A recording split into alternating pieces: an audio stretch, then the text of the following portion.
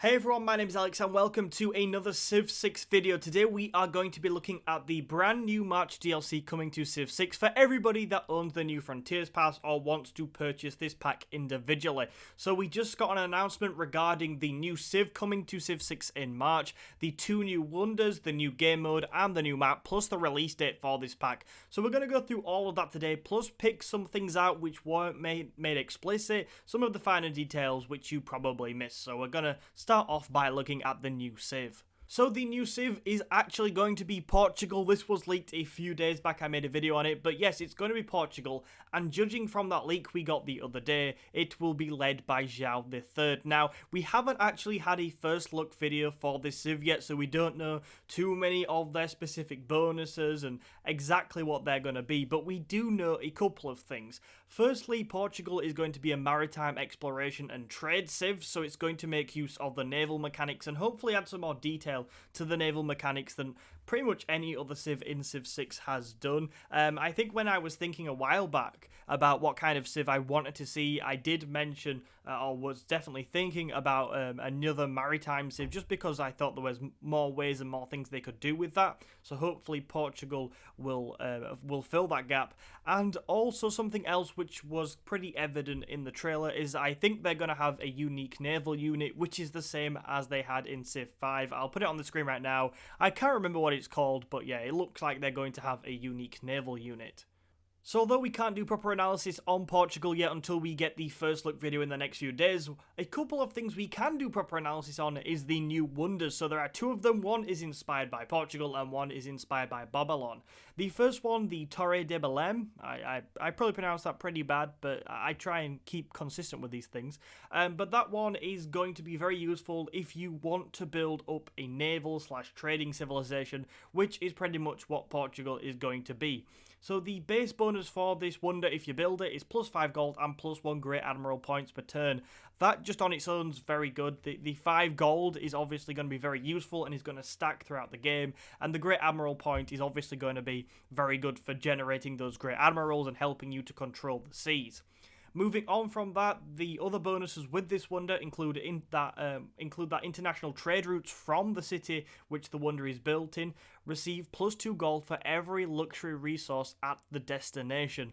Now, if you can get a lot of traders going from this city to some of the most prosperous cities across the world with plenty of luxury resources, you could make quite a lot of this bonus and be generating yourself a lot of gold from just one city, which is obviously going to be really, really good. I'm a player that likes gold. I really do try and prioritize generating as much gold as possible, so this is something I'm definitely going to be planning to try out. The final bit of the bonus for this means that when the wonder is constructed, and this is quite important, so when the wonder is constructed, cities not on your home continent receive the lowest production cost building they can currently construct. Now, I want to mention two things on this. Firstly, that's a pretty nice bonus if you have plenty of cities on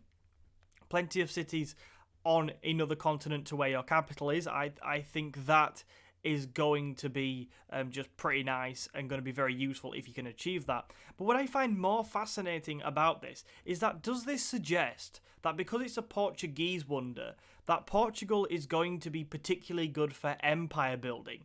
Now, when they mentioned Portugal in the trailer, they said, oh, it's a maritime exploration and trade civ. Now, that's a little bit different from empire building because obviously you can trade with other civilizations without conquering a number of cities on a continent. So is Portugal going to be just a maritime exploration and trade civ, or is there going to be a fair amount of conquering and building a world empire with that? That's just something I thought I'd throw over to you guys to see what you think.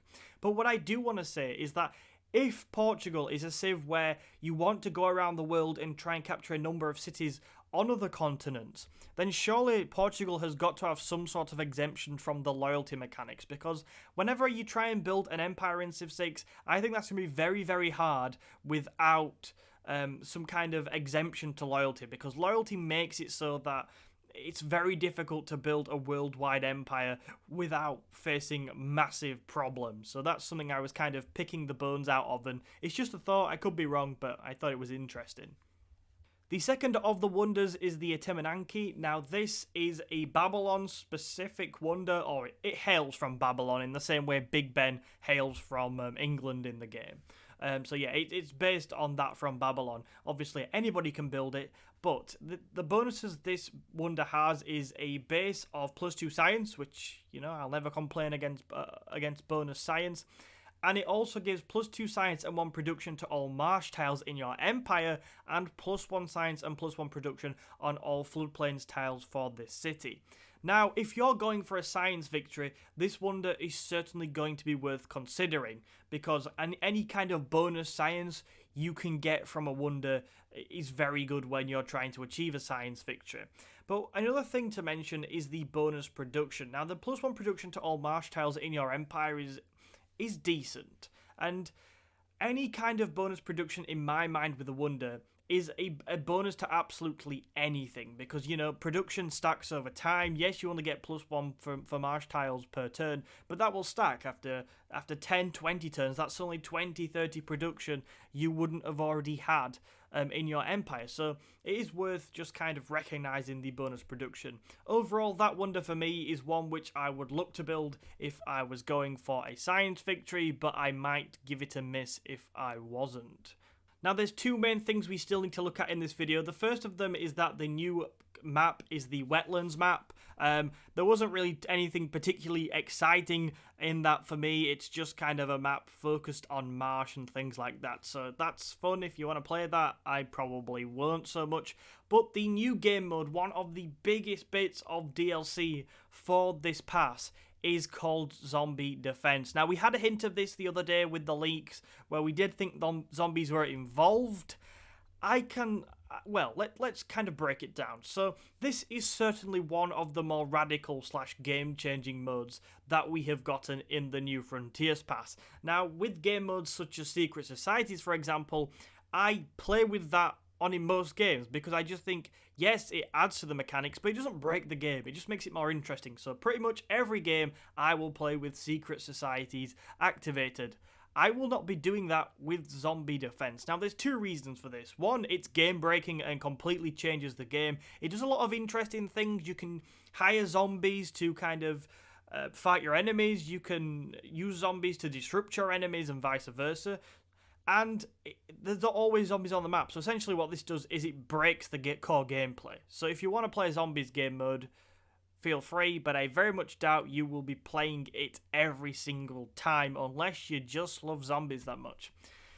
Now, in my opinion, the game mode looks interesting, and I will do a more detailed breakdown of it and all the kind of little quirks it has and all the little details we can see from the trailer so far in a video in the next few days. But I will stand firm on the point, I very much prefer history than sort of fantasy. Not that zombies are a particularly good fantasy, but you know what I mean, in these games. So I think the game mode looks interesting. It definitely freshens the gameplay up if you want to play something a little bit different. But I'm probably not going to be that excited for it because I'm not that bothered about it. So overall, the final pass in the New Frontiers Pass will come out on March the 25th. Overall, I'm pretty excited for it. I am for all the bonus DLC. I've got to admit, the game mode this time isn't really doing it for me too much, but it looks okay, and it will certainly be interesting to have a closer look at over the next few days and for me to do some thinking about. Portugal, on the other hand, if it uses naval combat and naval trading to a greater degree than we've seen from any other civ, I think it has a lot of potential. So yeah, I'll be making more videos on those things in the coming days. Thank you so much for watching this video today. Make sure you let me know what you think to this announcement down in the comment section below. Also, to see another one of our videos, check out the video in the box on screen right now. Hit the like button and subscribe for more Civ content. My name is Alex, and I will see you in another video soon.